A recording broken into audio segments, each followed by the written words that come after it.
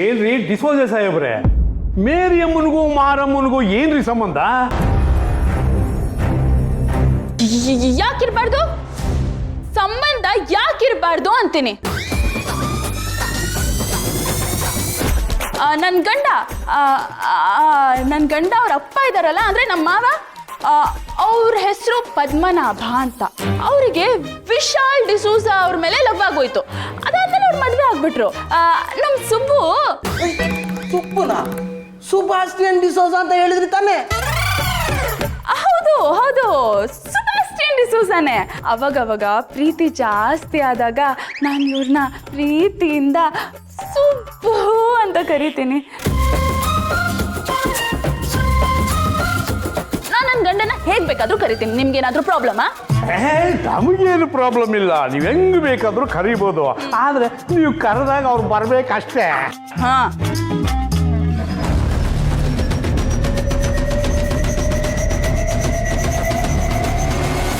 ಅದು ಸರಿ. ಈಗ ಆ ಪದ್ಮನಾಭ ಅವ್ರಿಗೂ ವಿಶಾಲ್ ಡಿಸೋಜ್ ಅವ್ರಿಗೂ ಮದುವೆ ಆಯ್ತು, ಆಮೇಲೆ ಏನಾಯ್ತು? ಆಮೇಲೆ ಇನ್ನೇನಾಗುತ್ತೆ ಸರ್, ನಾನು ಹುಟ್ಟಿದೆ, ನನಗವ್ರು ಸುಭಾಸ್ಟಿಯನ್ ಡಿಸೋಜ ಅಂತ ಹೆಸರಿಟ್ರು ಅಷ್ಟೇ. ಇವರಿಗೆ ಅಮ್ಮ ಅಂದ್ರೆ ತುಂಬಾ ಪ್ರೀತಿ, ಅದಕ್ಕೆ ಅಮ್ಮನ ಕಡೆ ಹೆಸರು. ಅಪ್ಪ ಅಂದ್ರೆ ಪಂಚಪ್ರಾಣ, ಅದಕ್ಕೆ ಪೂಜೆ ನಂಬಿಕೆ ಇದೆಲ್ಲ ಅಪ್ಪನ ಕಡೆದು. ಅದಕ್ಕೆ ಕುತ್ತಿಗೆಯಲ್ಲಿ ಆಂಜನೇಯ ಅಂತ ಆಯ್ತಾ, ಹಾಗೂ ಹಣೆ ಮೇಲೆ ಕುಂಕುಮ ಇಟ್ಕೊಂಡಿದ್ದಾರೆ. ಆಹಾ, ಎಂಥ ಫ್ಯಾಮಿಲಿ ನಿಮ್ದು! ಪ್ರೀತಿಗೆ ಜಾತಿ ಧರ್ಮ ಮೇಲು ಕೀಳು ಅನ್ನೋ ಭೇದ ಭಾವನೆ ಇಲ್ಲ ಅಂತ ಮತ್ತೆ ಪ್ರೂವ್ ಮಾಡ್ಬಿಟ್ರಿ.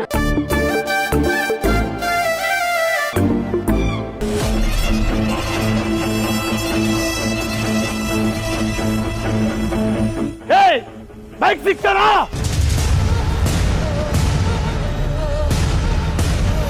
ಇಲ್ಲ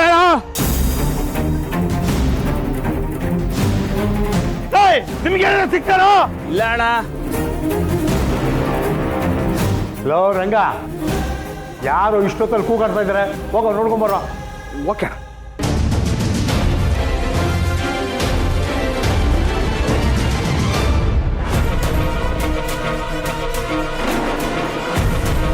ಸಿಕ್ಕಿಲ್ಲ ಅಣ್ಣ?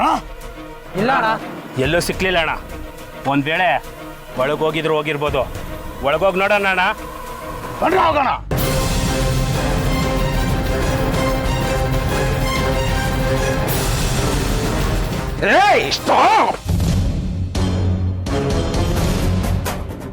ಏಯ್, ಯಾರು ನೀವೆಲ್ಲ? ಎಲ್ಲಿಗೆ ಹೋಗ್ತಾ ಇದ್ದೀರಾ? ಹೊರಗಡೆ ಹೋಗ್ಬೇಕಂತ. ಆ ಬೋರ್ಡ್ ನೋಡು. ನಿಮ್ಮನ್ನೆಲ್ಲ ನೋಡಿದ್ರೆ ಓದೋಕ್ಕೂ ಬರಲ್ಲ ಬರೆಯೋಕ್ಕೂ ಬರಲ್ಲ ಅಂತ ಕಾಣಿಸ್ತದೆ. ಇಲ್ಲಿ ಗಂಡ ಹೆಂಡತಿಯರಿಗೆ ಮಾತ್ರ ಪ್ರವೇಶ, ಗಂಡ ಹೆಂಡತಿಯರು ಮಾತ್ರ ಒಳಗೆ ಹೋಗ್ಬೋದು, ಇಲ್ಲ ಅಂದ್ರೆ ಹಿಂದಕ್ಕೆ ಹೋಗ್ಬೇಕು. ನೀವಿಬ್ರು ಗಂಡ ಹೆಂಡ್ತಿನ? ಏನೋ ಬಗಳ್ತಾ ಇದ್ಯಾ? ನಾವ್ ಹೆಂಗ ಗಂಡ ಹೆಂಡತಿಯರ್ ಆಗಕ್ಕಾಗತ್ತೆ? ಹಾಗಿದ್ಮೇಲೆ ನೀವು ಇಲ್ಲಿಗೆ ಬರೋ ಹಾಗೆ ಇಲ್ಲ.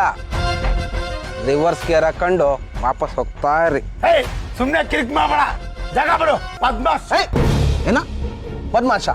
ನಾನಾ? ಲೇ, ಸುಮ್ಮನೆ ಬೈಯೋದಲ್ಲ ಕಣ್ರ, ಬೈಯೋ ಪದಗಳಿಗೆ ಅರ್ಥ ತಿಳ್ಕೊಂಡು ಬೈಬೇಕು. ಬದ್ಮಾಶ್ ಅಂದ್ರೆ ಅರ್ಥ ಗೊತ್ತೇನ್ರ ನಿಮಗೆ? ಬದ್ಮಾಶ್ ಅಂದ್ರೆ ರಾಕ್ಷಸ ಅಂತ ಅರ್ಥ. ನಾನು ನೋಡಿದ್ರೆ ಯಾರಾದ್ರೂ ರಾಕ್ಷಸ ಅಂತ ಕರೀತಾರ? ರಾಕ್ಷಸರ ನಡುವೆ ಸಿಗಾಕಟ್ಟಿರೋ ತರ ಕಾಣಿಸಿದ್ದೀನಿ. ನಿಮ್ಮನ್ನ ನೋಡಿದ್ರೆ ಹಂಗ ಕರಿಬೋದು ನೋಡ್ರ. ಯಾರಣ್ಣ ಮೆದ್ಲಿಗೆ ಕೈ ಹಾಕ್ತಾನಲ್ಲಣ್ಣ? ಅದೇನಂತ ಮಾತಾಡ್ತೀರ? ಯಾರಾದ್ರೂ ಮೆದ್ಲಿ ಕೈ ಹಾಕಕ್ಕಾಗತ್ತೇನ್ರ? ಅದೇ ನಿಮ್ಮ ಪ್ಯಾಂಟಿನ ಜೇಬ ಕೈ ಹಾಕೊಳ್ಳೋದಕ್ಕೆ? ಅಷ್ಟಕ್ಕೂ ಮೆಡ್ಲಿನ ಬಗ್ಗೆ ನಿಮ್ಗೆ ಏನರ ಗೊತ್ತು? ಮನುಷ್ಯನ ಮೆದುಳು 25 ವರ್ಷದ ತನಕ ಬೆಳಿತಾನೆ ಇರುತ್ತಂತೆ. ನಿಮ್ದೆಲ್ಲ ನೋಡಿದ್ರೆ 5 ವರ್ಷಕ್ಕೆ ಬೆಳೆ ನಿಂತೋಗಿದೆ ಅಂತ ಕಾಣಿಸುತ್ತೆ. ಇನ್ನೊಂದು ವಿಷಯ ಗೊತ್ತಾ?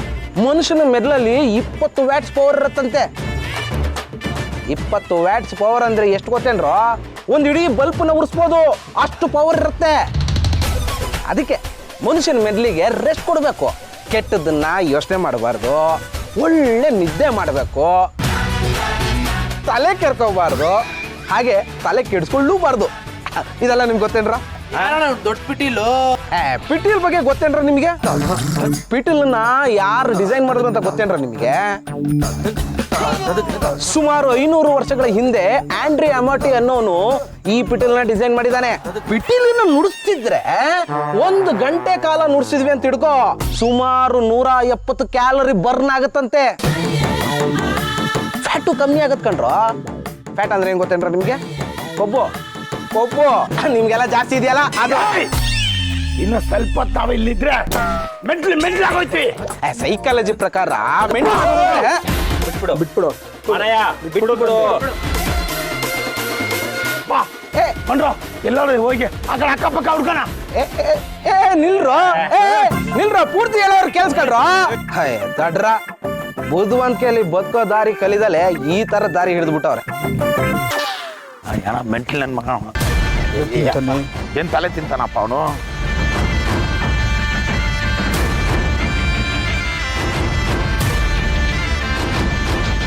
ಗಣೇಶ ಇಲ್ಲಿ ಅಣ್ಣ, ಅವನ ಅಲ್ಲೇ ಎಲ್ಲೋ ಗಾಡಿ ಹುಡುಕ್ತಾ ಇರ್ಬೇಕಣ್ಣ.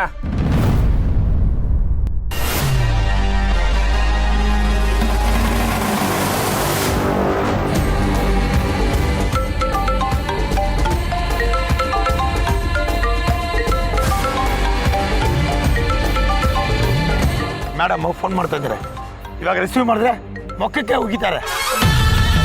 ಫಸ್ಟು ಅವ್ರನ್ನ ಹುಡ್ಕೋಣ, ಆಮೇಲೆ ರಿಸೀವ್ ಮಾಡೋಣ.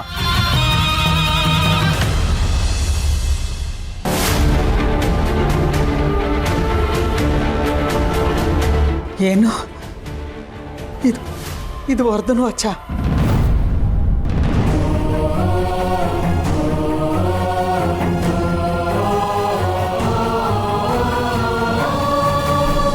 ರಾಕ್ಷಸಿ ಗಾಡ ಕಡೆ ಗಾಡ ಕಡೆ ಗಾಡ ಕಡೆ ಗಾಡ ಕಡೆ ಸುಮ್ಮನೆ ಹೊಡಿಬೇಕು ಅನ್ಕೊಂಡಿದ್ದೆ, ಸಾಯಿಸ್ಬೇಕು ಅನ್ಕೊಂಡಿದ್ಯೋ? ಇನ್ನೇನ್ರಿ ಇವ್ರು ಮಾಡೋ ಕೆಲ್ಸಕ್ಕೆ ಸಾಯಿಸ್ಬಿಡ್ಬೇಕು ಅನ್ಸುತ್ತೆ. ಗಟ್ಟಿಯಾಗಿ 4 ಮಾತು ಆಡೋಕ್ಕಾಗಲ್ಲ ಅಂತ ಪರಿಸ್ಥಿತಿಲಿದ್ದೀವಿ. ಇವಳು ಮಾಡೋ ಕೆಲಸದಿಂದ ನಮ್ಮ ಪ್ರಾಣ ಹೋಗ್ತದೆ. ಇಷ್ಟೆಲ್ಲ ಆದ್ಮೇಲೆ ಸಂಸಾರ ಹೆಂಗೆ ತುಪ್ಸೋದು, 4 ಜನರ ಮಧ್ಯೆ ಹೆಂಗೆ ತಲೆ ಎತ್ಕೊಂಡು ಹೊರಡೋದು ಅಂತ ನಾವು ಚಿಂತೆ ಮಾಡ್ತಿದ್ರೆ, ಇವಳು ಮತ್ತೆ ಹೋಗಿ ಅವನ್ ಸವಾಸ ಮಾಡ್ತಿದ್ದಾಳಲ್ಲ. ಇಲ್ಲ ಅಮ್ಮ, ನಾವು ಮತ್ತೆ ಸಿಗೋದು ಬೇಡ ಅಂತ ಮಾತಾಡ್ಕೊಳಕ್ ಹೋಗಿದ್ವಿ. ಬೇಕಿದ್ರೆ ಶ್ರೀವಲ್ಲಿಂಗ್ ಮುಚ್ಚ ಬಾಯಿ. ಶ್ರೀವಲ್ಲಿ ಎಷ್ಟು ಒಳ್ಳೆತನ ಇದೆಯೋ ಅಷ್ಟೇ ದುಡುಕ್ ಬುದ್ಧಿನೂ ಇದೆ. ಅವಳು ಮಾತು ಕಟ್ಕೊಂಡು ನೀನು ಅವನ್ನ ಮಾತಾಡ್ಸಕ್ ಹೋಗಿದ್ಯಾ? ಇದ್ರ ಬಗ್ಗೆ ಏನಾದ್ರೂ ಅವ್ರ ಅಮ್ಮನಿಗೆ ಗೊತ್ತಾದ್ರೆ ನಮ್ಮ ಪರಿಸ್ಥಿತಿ ಏನಾಗುತ್ತೆ ಗೊತ್ತೇನೆ? ಇದ್ರ ಬಗ್ಗೆ ಸ್ವಲ್ಪನಾದ್ರೂ ನಿನ್ ಚಿಂತೆ ಇದೆಯಾ? ಮಮ್ಮಿ, ದಿನ ಇವ್ರು ಈ ಥರ ಜಗಳ ಆಡ್ತಾ ಇದ್ರೆ ನಾವು ನೆಮ್ಮದಿಯಾಗಿ ಹೆಂಗಿರೋದು ಮಮ್ಮಿ? ಸುಮ್ಮನೆ ಇರೋ, ಆಗೋದೆಲ್ಲ ಒಳ್ಳೆಯದಕ್ಕೆ. ಈ ಮನೆ ಹುಡುಗಿ ಆ ಮನೆ ಸೊಸೆ ಆಗಬೇಕು, ಆ ಮನೆ ಹುಡುಗಿ ಈ ಮನೆಗೆ ಸೊಸೆಯಾಗಿ ಬರಬೇಕು. ಆಗಲೇ ನಮ್ಮ ಲೆವೆಲ್ಲು ಒಂದು ಫ್ಲೋರ್ ಮೇಲೋಗೋದು. ಆವಾಗ 2 ಮನೆನ 10 ಬಸ್ತಲ್ಲಿ ಇಟ್ಕೋಬೋದು. ಇಲ್ಲಾಂದರೆ ಇವತ್ತು ಈ ಮನೆ, ನಾಳೆ ಆ ಮನೆ, ಆಮೇಲೆ ಇನ್ನೊಂದು ಮನೆ ಬೇಕೇನೋ. ಸುಮ್ಮನೆ ಅಂದರೆ ಅವರು ಮಾಡ್ತಾ ಇರೋದು ಕರೆಕ್ಟಾಗಿ ಇದೆ ಅಂತೀಯಾ? ಸರಿ. ಲೇ, ನೀನು ಮನೆಯಿಂದ ಆಚೆ ಹೋಗ್ಬಾರ್ದು ಅಂತ ಹೇಳಿದ್ವಿ ತಾನೆ. ಅಂಥದ್ರಲ್ಲಿ ನಮ್ಗಳು ಕಣ್ತಪ್ಸಿ ಆಚೆ ಹೋಗೋದಕ್ಕೆ ಹೇಗೆ ಬಂತು ಧೈರ್ಯ ನಿನಗೆ?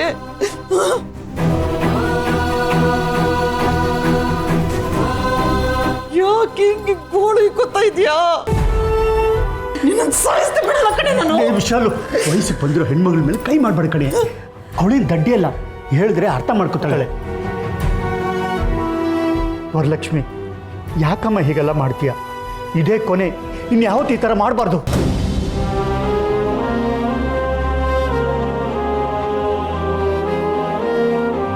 ನಾನಿವಾಗ ನಿನಗೆ ಹೇಳ್ತಿರೋದು ತಪ್ಪು ಅನಿಸ್ಬೋದು, ಆದ್ರೆ ಇವತ್ತಿನ ಸಮಾಜದಲ್ಲಿ ನಾನು ಹೇಳ್ತಿರೋದೇ ಸತ್ಯ ಕಡೆ. ದೊಡ್ಡವರು ಕಿತ್ತಾಡ್ತಾರೆ, ಮರ್ಯಾದೆಗೋಸ್ಕರ ಹಂಚ್ಕೋತಾರೆ. ಗೌರವ ಅದು ಇದು ಅಂತೆಲ್ಲ ನೋಡ್ತಾ ಕೂತ್ರೆ ನಿನ್ ಜೀವನ ನನ್ನ ಜೀವನ ತರ ಆಗೋಗುತ್ತೆ ವರ. ಇಲ್ಲ ಅಪ್ಪ, ಇಷ್ಟೆಲ್ಲ ಆದ್ಮೇಲೆ ನಿಮ್ಗೊಂದು ಮಾತು ಹೇಳ್ತೀನಿ, ಕೇಳಿಸ್ಕೊಳ್ಳಿ.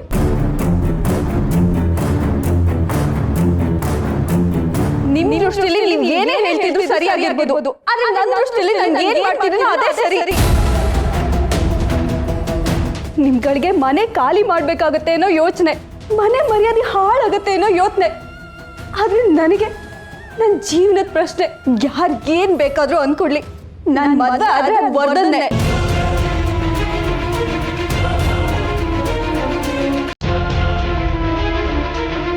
ಇಲ್ಲ ಅಂದ್ರೆ ನಾನು ಹೀಗೆ ಇದ್ಬಿಡ್ತೀನಿ.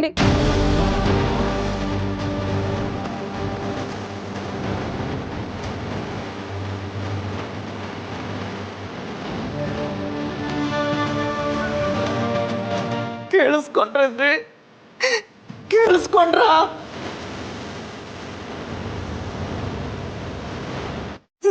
ಪ್ರೀತಿಯಿಂದ ಸಾಕಿ ಸಲ್ವಿದಕ್ಕೆ ಎಂತ ಮಾತಾಡಿದ್ಲು ಅಂತ. ಸಮಾಧಾನ ಮಾಡ್ಕೊಳ್ಳಿ, ಏನೋ ಆವೇಶದಲ್ಲಿ ಮಾತಾಡ್ಬಿಟ್ಟಿದ್ದಾಳೆ. ಸುಪ್ಪು ಬಂದ್ಮೇಲೆ ಈ ವಿಷಯ ಮಾತಾಡೋಣ, ನೀನು ಸುಮ್ಮನಿದ್ಬಿಡೆ.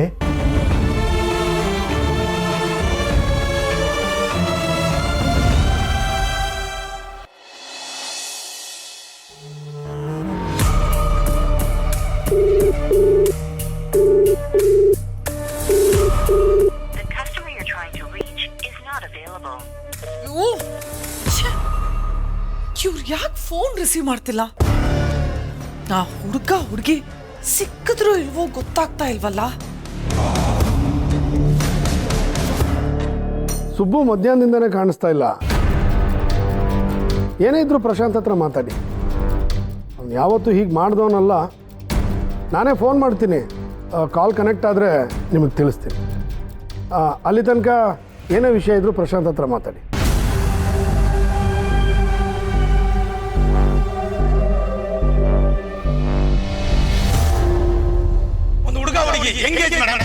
ಸುಬ್ಬು ಮಧ್ಯಾಹ್ನದಿಂದನೇ ಕಾಣಿಸ್ತಾ ಇಲ್ಲ. ಶ್ರಾವಣಿ ರೂಮಲ್ಲಿಲ್ಲ, ಆದ್ರೂ ಬೆಳಗ್ಗೆಯಿಂದ ರೂಮಲ್ಲಿದ್ದೀನಿ ಅಂತ ಪ್ರೂವ್ ಮಾಡೋದಕ್ಕೆ ಟ್ರೈ ಮಾಡ್ತಿದ್ದಾಳೆ. ಬೇಕು ಕಣ್ಣು ಮುಚ್ಕೊಂಡು ಹಾಲು ಕುಡಿದ್ರೆ ಪ್ರಪಂಚ ಗೊತ್ತಾಗಲ್ಲ ಅಂತ ಅನ್ಕೊಳ್ತಲ್ಲ, ಹಾಗೆ ಇವಳು ನನ್ನ ರೂಮಲ್ಲಿದ್ದೀನಿ ಅಂತ ತೋರಿಸ್ತಿದ್ದಾಳೆ.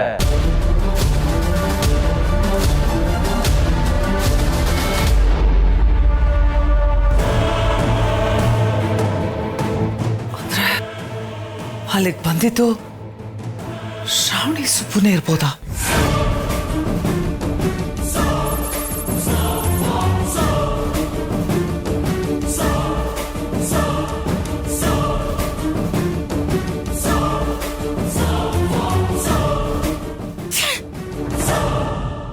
ಯಾಕೆ ಫೋನ್ ಎತ್ತುತ್ತಿಲ್ಲ ಇವರು?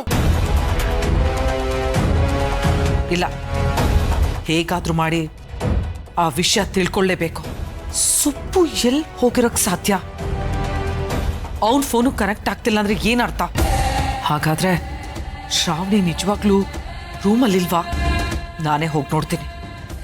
ಅವಳೇನಾದ್ರೂ ರೂಮಲ್ಲಿ ಇಲ್ಲ ಅಂದ್ರೆ ಅಲ್ಲಿಗೆ ಬಂದಿದ್ದು ಖಂಡಿತ ಅವರಿಬ್ಬರೇ ಆಗಿರ್ತಾರೆ.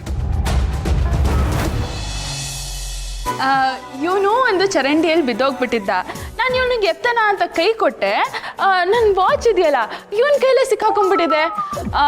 ಆಮೇಲೆ ನಾನು ಆ ಊರು ಬಿಟ್ಟು ಹೋಗ್ಬಿಟ್ಟೆ. ಇವನು ನನ್ನನ್ನು ಹುಡ್ಕಾಡ್ದೆ ಇರೋ ಜಾಗನೇ ಇಲ್ಲ. ಅದಾದ್ಮೇಲೆ ನೋಡಿದ್ರೆ ಇವ್ರ ಅಮ್ಮನ ಜೊತೆ ನಮ್ಮೂರಿಗೆ ಬಂದ್ಬಿಟ್ಟಿದ್ದಾನೆ. ಓ, ಮೊದಲನೇ ನೋಡ್ದಲ್ಲೇ ಪ್ರೀತಿ ಆಗೋಯ್ತಾ? ಹಾ ಹಾ ಹಾ, ಲವ್ ಇಟ್ ಫಸ್ಟ್ ಸೈಟ್.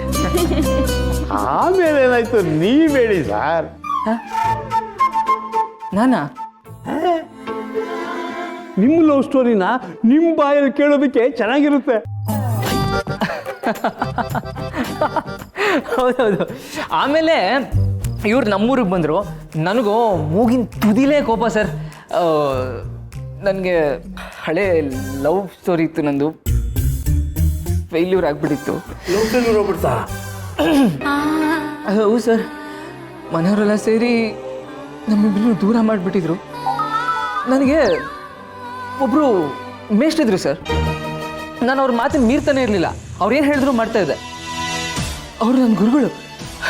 ಅವ್ರು ಹೇಳಿದ್ರು ಅಂತ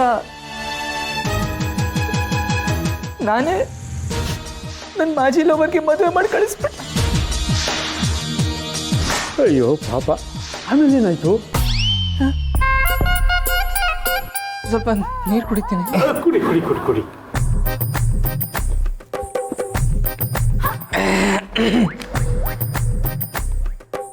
ಈಗ ಮುಂದುವರ್ಸಿ. ಆಮೇಲೆ ನನಗೆ ಇವ್ರು ಸಿಕ್ಕಿದ್ರು, ನನಗೆ ಇವ್ರು ಕಂಡ್ರೇನೆ ಆಗ್ತಿರಲಿಲ್ಲ ಸರ್. ಆಮೇಲೆ ನನಗೆ ಇವಳು ಸಿಕ್ಕಿದ್ಲು, ನನಗೆ ಇವಳು ಕಂಡ್ರೇನೆ ಆಗ್ತಾ ಇರಲಿಲ್ಲ. ಯಾವಾಗಲೂ ಹೋದಲ್ಲಿ ಬಂದಲ್ಲಿ ಎಲ್ಲ ಕಡೆ ರೇಗಿಸ್ಬಿಡೋಳು ಸರ್. ನನಗೆ ಗೊತ್ತಲ್ಲ, ಮೂಗಿನ ತುದಿಲ ಕೋಪ ಏನು ಮಾಡಿದೆ ಅಂದರೆ ಸೀದಾ ಇವ್ರ ಮನೆಗೆ ನುಗ್ದೆ, ಮನೆ ಒಳಗೆ ಹೋದೆ, ಕೋಳಿ ಗೂಡನ್ನ ಬಿಚ್ಚಿದೆ, ಕೋಳಿನ ತೆಗೆದು ಆಚೆ ಬಿಸಾಕ್ಬಿಟ್ಟೆ ಸರ್. ಆಮೇಲೆ ಅವ್ರ ತಾಯಿ ಅವ್ರ ಮನೆಯವರೆಲ್ಲ ಸೇರಿಕೊಂಡು ನನ್ನ ಮೇಷ್ಟ್ರಿಗೆ ಕಂಪ್ಲೇಂಟ್ ಕೊಟ್ಬಿಟ್ರು. ಆಮೇಲೆ ಮೇಷ್ಟ್ರು ನನಗೆ ಚೆನ್ನಾಗಿ ಬೈದು ಚೆನ್ನಾಗಿ ಹೊಡೆದು ಬಿಟ್ರು ಸರ್. ಆಮೇಲೆ ಏನಾಯ್ತು? ಆಮೇಲೆ ಇನ್ನೇನಾಗುತ್ತೆ, ನನಗೆ ಇವ್ರ ಮೇಲೆ ಲವ್ ಆಗೋಯ್ತು. ಅದಾದಮೇಲೆ ನಮ್ಮ ಮದುವೆ ಆಯಿತು, ಇವಾಗ ಇಲ್ಲಿದ್ದೀವಿ ಅಷ್ಟೇ. ಎಷ್ಟು ಚೆನ್ನಾಗಿದೆ ನಿಮ್ಮ ಲವ್ ಸ್ಟೋರಿ, ಕೇಳೋದಕ್ಕೆ ಒಂಥರ ಡಿಫ್ರೆಂಟ್ ಆಗಿದೆ. Wonderful love story, wonderful. ಅಣ್ಣ ಅವರೆಲ್ಲ ಹೋದ್ರು. ಯಾರದು? ಅಯ್ಯೋ ಯಾರ ಪುಡಿ ರೋಡಿಗಳಂತಣ್ಣ, ಯಾರನ್ನೋ ಹುಡುಕ್ತಾ ಇದ್ದಾರಂತೆ. ಒಳಗೆ ಬಂದು ನೋಡ್ತೀವಿ ಅಂದರು. ನಾನು ಬಿಡ್ತೀನಾ? ಮಾತಲ್ಲೇ ಮದ್ಕೊಂಡು ಆರಿಸ್ಬಿಟ್ಟು ಅವ್ರನ್ನ ಓಡಿಸ್ಬಿಟ್ಟೆ. ಒಳ್ಳೆ ಕೆಲಸ ಮಾಡಿದೆ. ಹಾಗಾದ್ರೆ ನಾವು ಹೋಗೋಣ. ಕೂತ್ಕೊಳ್ಳಿ, ಎಲ್ಲಿ ಹೋಗ್ತಾ ಇದ್ದೀರಾ? ಖಾತೆನ ಅರ್ಧಕ್ಕೆ ನಿಲ್ಸ್ಬಿಟ್ರಲ್ಲ, ಭಾಳ ಇಂಟ್ರೆಸ್ಟಿಂಗ್ ಆಗಿದೆ. ಪೂರ್ತಿ ಮುಗಿಸಿದ್ನಲ್ಲ. ಈಗ ಲವ್ ಆಯ್ತಲ್ಲ, ಮದುವೆ ಆಗೋವರೆಗೂ ಒಂದು ಜರ್ನಿ ಇರ್ತಲ್ಲ, ಅದನ್ನ ಹೇಳಿ. ಸರ್ ನೀವು ಇಲ್ಲೇ ಇರ್ತೀರಾ? ಎಲ್ಲೂ ಆಚೆ ಎಲ್ಲೂ ಹೋಗಲ್ವಾ? ಬಾತ್ರೂಮ್ಗ? ಅಲ್ಲ ಸರ್, ಜೋಕ್ಸ್ ಮಾಡ್ತಿದ್ದೀರಲ್ಲ. ಅಲ್ಲ, ನೀವು ಸಿಟಿಗೆ ಸಿನಿಮಾ ನೋಡಕ್ ಹೋಗಲ್ವಾ? ಅಂದ್ರೆ ಟಿವಿಲಿ ಯಾವ ಸಿನಿಮಾನೇ ನೋಡಲ್ವಾ ನೀವು? ನಾನು ಟಿವಿ ನೋಡೋದೇ ಇಲ್ಲ. ಇನ್ನು ಸಿಟಿಗಂತೂ ಸಿನಿಮಾ ನೋಡೋದಕ್ಕೂ ಇನ್ನೊಂದಕ್ಕೂ ಮತ್ತೊಂದಕ್ಕೆ ಹೋಗೋದೇ ಇಲ್ಲ, ಯಾಕಂದ್ರೆ ನಮ್ಗೆ ಟೈಮೇ ಸಿಗೋದಿಲ್ಲ. ಇನ್ನು ಚಿಕ್ಕ ವಯಸ್ಸಲ್ಲಿ ನಮ್ಮ ಅಪ್ಪ 1-2 ಸಾರಿ ಕರ್ಕೊಂಡು ಹೋಗಿದ್ದ, ಆವಾಗ 2-3 ಸಿನಿಮಾ ನೋಡಿದ್ದೆ, ಅದು ಅಣ್ಣವ್ರದ್ದು. ಸದ್ಯ ಆ 2-3 ಸಿನಿಮಾಗಳಲ್ಲಿ ನಾವು ಹೇಳಿರೋ ಕಥೆ ಇಲ್ವಲ್ಲ. ಅಣ್ಣ ಟೈಮ್ ಆಯಿತು, ಊಟ ರೆಡಿ ಮಾಡಿಬಿಡ್ತೀನಿ. ಸರ್ ನೀವು ಊಟ ಮುಗಿಸ್ಕೊಂಡೇ ರೂಮ್ಗೆ ಹೋಗ್ಬಿಡಿ, ಆಮೇಲೆ ಆರಾಮಾಗಿ ಮಲಗ್ಬೋದು. ಏನೋ ಊಟನಾ? ಮಲ್ಗದಲ್ಲ, ಯಾಕೆ ಟೈಮ್ ಹೋಗೋಯ್ತು. ಎಲ್ಲಿ ಹೋಗ್ತೀರಾ ಇಷ್ಟೊತ್ತಲ್ಲಿ? ಎಲ್ಲಿ ಹೋಗ್ತಾ ಇದ್ದೀರಾ? ಅಲ್ಲ, ನೀವಿರೋ ತಾನೇ ಬಂದಿದ್ದು. ಹೋಮ್ ಸ್ಟೇ ಅಂದ್ರೆ ಮನೆ ತರ ಉಳ್ಕೊಳ್ಳೋದು ಅಂತ. ನೀವು ಇಲ್ಲಿ ಬಂದಿದ್ದು ಉಳ್ಕೊಳ್ಳೋತಾನೆ? ಇಲ್ಲ, ಆಕ್ಚುಲಿ ಹೌದು ಹೌದು ಹೌದು, ನಾವು ಉಳ್ಕೊಳ್ಳೋಕ್ಕೆ ಬಂದಿರೋದು. ಏನು ಹೇಳ್ತಾ ಇದ್ದೀರಾ? ಸುಮ್ಮನಿರು ಸುಬ್ಬು. ನಾವು ಇಲ್ಲಿ ಉಳ್ಕೊಳ್ಳೋಣ ಅಂದರೆ ಇವ್ರು ನಮಗೆ ರೂಮ್ ಕೊಡೋಲ್ಲ. ಆ ರೌಡಿಗಳು ಇಲ್ಲೇ ಎಲ್ಲಾದರೂ ಹುಡ್ಕಾಡ್ತಾ ಇರ್ತಾರೆ. ನಾವು ಇಲ್ಲೇ ಸ್ವಲ್ಪ ಹೊತ್ತು ರೂಮಲ್ಲಿದ್ದು ಆಮೇಲೆ ಹೋಗೋಣ. ಸಾಹೇಬ್ರು ಮತ್ತೇನೋ ಹೇಳ್ತಾ ಇದ್ದಾರೆ. ಅದೇ ಈಗ ಲವ್ ಸ್ಟೋರಿ ಎಲ್ಲ ಮತ್ತೆ ನೆನಪಾಯ್ತಲ್ಲ, ಅದಕ್ಕೆ ಪ್ರೀತಿ ಸ್ವಲ್ಪ ಜಾಸ್ತಿ ಆಗಿ. ಗೊತ್ತಾಯ್ತು ಬಿಡಿ, ಅರ್ಥವಾಯ್ತು. ರಂಗ, ಊಟ ರೆಡಿ ಮಾಡೋ. ದಂಪತಿಗಳು ಊಟ ಮಾಡ್ಕೊಂಡೇ ರೂಮ್ಗೆ ಹೋಗ್ಲಿ. ಓಕೆ ಅಣ್ಣ.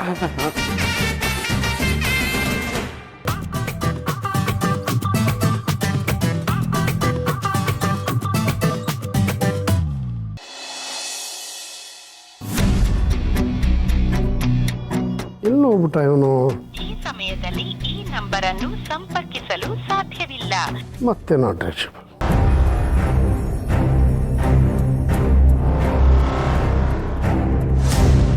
ಪ್ರಶಾಂತ್, ಸುಬ್ಬು ಏನಾದ್ರು ಆಚೆ ಹೋಗ್ತೀನಿ ಅಂತ ಹೇಳ್ಬಿಟ್ಟು ಹೋದ ನಿನ್ನ ಹತ್ರ.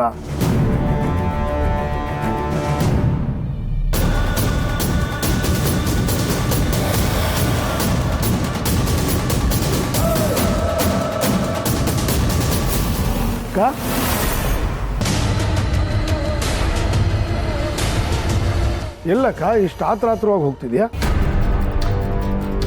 ಅದು ವೀರು, ಶ್ರಾವಣಿ ಅವಳು ಬೆಳಗ್ಗೆಯಿಂದ ಮನೇಲಿ ಎಲ್ಲೂ ಕಾಣ್ತಿಲ್ಲ ಅಂತ ಮಾಡಿ ಹೇಳ್ದ. ಅದಕ್ಕೆ ನೋಡ್ಕೊಂಬರಕ್ಕೆ ಹೋಗ್ತಿದ್ದೆ. ಇಲ್ಲೇ ಎಲ್ಲೋ ಇರ್ತಲ್ ಬಿಡಕ್ಕ. ಅದಲ್ಲ, ಅವಳು ಬೆಳಗ್ಗೆಯಿಂದ ಕಾಣ್ತಿಲ್ಲ ಅಂತ ಹೇಳಿದ್ಮೇಲೆ ಬಹುಶಃ ರೂಮಲ್ಲಿ ಇದ್ದಾಳ ಅಂತ ನೋಡ್ಕೊಂಬರೋಣ ಅಂತ. ರೂಮಲ್ಲೇ ಇರ್ತಾಳೆ ಬಿಡಕ್ಕ. ಅಷ್ಟು ಸುಲಭವಾಗಿ ಅವಳು ನನ್ನ ಮಾತನ್ನು ಮೀರಲ್ಲ. ಅವಳಿಗೆ ನನ್ನ ಮಾತಿನ ಬಗ್ಗೆ ತುಂಬ ಗೌರವ ಇದೆ. ನಾನೇ ಖುದ್ದಾಗಿ ಆಚೆ ಎಲ್ಲೂ ಹೋಗ್ಬೇಡ ಅಂತ ಹೇಳಿದ್ದೀನಿ ಅಂದಮೇಲೆ ಖಂಡಿತ ಅವಳು ಹೋಗಿರಲ್ಲ. ನನ್ನ ತಲೆಯಲ್ಲಿರೋ ಟೆನ್ಷನ್ನೇ ಬೇರೆ ವೀರು. ನೀನು ಯಾಕೆ ಅಡ್ಡ ಬರ್ತಿದ್ಯಾ? ಸುಮ್ಮನೆ ಹೋಗು ಇಲ್ಲಿಂದ. ವೀರು, ಅವಳಿಗೆ ನಿನ್ನ ಮಾತು ಮೇಲೆ ಗೌರವ ಇದೆಯೋ ಅಥವಾ ನಿನ್ನ ಮಾತು ಮೀರಲ್ಲ ಅಂತ ನಿನಗೆ ಅವಳ ಮೇಲೆ ನಂಬಿಕೆ ಇದೆಯೋ ನನಗೆ ಗೊತ್ತಿಲ್ಲ. ಆದರೆ ಅವಳು ಮನೇಲಿ ಇಲ್ಲ ಅಂದಮೇಲೆ ರೂಮಲ್ಲಿ ಒಂದ್ಸಲ ನೋಡ್ಬೇಕಲ್ವಾ? ಅಕ್ಕ, ಶ್ರಾವಣಿ ಬಗ್ಗೆ ನನಗೆ ಎಷ್ಟೇ ಕೋಪ ಇದ್ದರು, ತಾತ್ಸಾರ ಇದ್ದರು, ಅವಳ ಕಡೆಯಿಂದ ಬಂದಿರೋದು ನನಗೆ ಪ್ರೀತಿ ಗೌರವನೇ. ನಾನು ಅವಳ ಪ್ರೀತಿನ ವಿರೋಧ ಮಾಡಿರ್ಬೋದು, ಅದು ನನಗೆ ಬೇಡದೇನೂ ಇರ್ಬೋದು. ಆದರೆ ಅವಳು ನನ್ನನ್ನು ಪ್ರೀತಿ ಮಾಡೋದಾಗಲಿ ಗೌರವ ಕೊಡೋದಾಗಲಿ ಕಡಿಮೆ ಮಾಡಿಲ್ಲ. ಏನಾಗಿದೆ ಇವನಿಗೆ? ಇವನು ಬಾಯಲ್ಲಿ ಶ್ರಾವಣಿ ಬಗ್ಗೆ ಇಂಥ ಮಾತುಗಳು ಬರ್ತಿದೆ. ಮನಸ್ಸಲ್ಲಿ ಅವಳ ಬಗ್ಗೆ ದ್ವೇಷ ಇದ್ರೂ ಹೃದಯದಲ್ಲಿ ಮಗಳು ಅನ್ನೋ ಮಮಕಾರ ಇದೆ. ಇಷ್ಟೆಲ್ಲ ಇರುವಾಗ ಅವಳು ನನ್ನ ಮಾತನ್ನು ಮೀರೋದಕ್ಕೆ ಸಾಧ್ಯನೇ ಇಲ್ಲ. ಒಂದು ವೇಳೆ ಹಾಗೆ ಮೀರಿದ್ರೆ ನಾನು ಅವಳನ್ನು ಕ್ಷಮಿಸಲ್ಲ. ಅದಕ್ಕೆ ನನಗೂ ಭಯ ಆಗ್ತಿರೋದು. ಇಷ್ಟೆಲ್ಲ ನೀನು ಹೇಳಿದ ಮೇಲೆ ಶ್ರಾವಣಿ ಎಲ್ಲೂ ಹೋಗಿರಲ್ಲ ಅಂತ ನಾನು ಅಂದ್ಕೊಂಡಿದ್ದೀನಿ. ಆದರೂ ಒಂದ್ಸಲ ರೂಮಲ್ಲಿ ನೋಡೋದು ಒಳ್ಳೇದಲ್ವಾ? ನೀನಿರಕ್ಕ, ನಿನ್ನ ಸಮಾಧಾನಕ್ಕಾದರೂ ನಾನೇ ಹೋಗಿ ನೋಡ್ಕೊಂಬರ್ತೀನಿ. ಬೇಡವಿರೋ, ನೀನು ರೆಸ್ಟ್ ಮಾಡು, ನಾನು ಹೋಗಿ ನೋಡ್ಕೊಂಬರ್ತೀನಿ. ಅಕ್ಕ, ನೀನು ಇಷ್ಟೆಲ್ಲ ಹೇಳಿದ್ಮೇಲೆ ಅವಳು ರೂಮ್ನಲ್ಲೇ ಇದ್ದಾಳೋ ಇಲ್ವೋ ಅಂತ ತಿಳ್ಕೊಬೇಕು ಅಂತ ನನಗೂ ಅನಿಸಿದೆ. ನಾನೇ ನೋಡ್ಕೊಂಡು ಬರ್ತೀನಿ.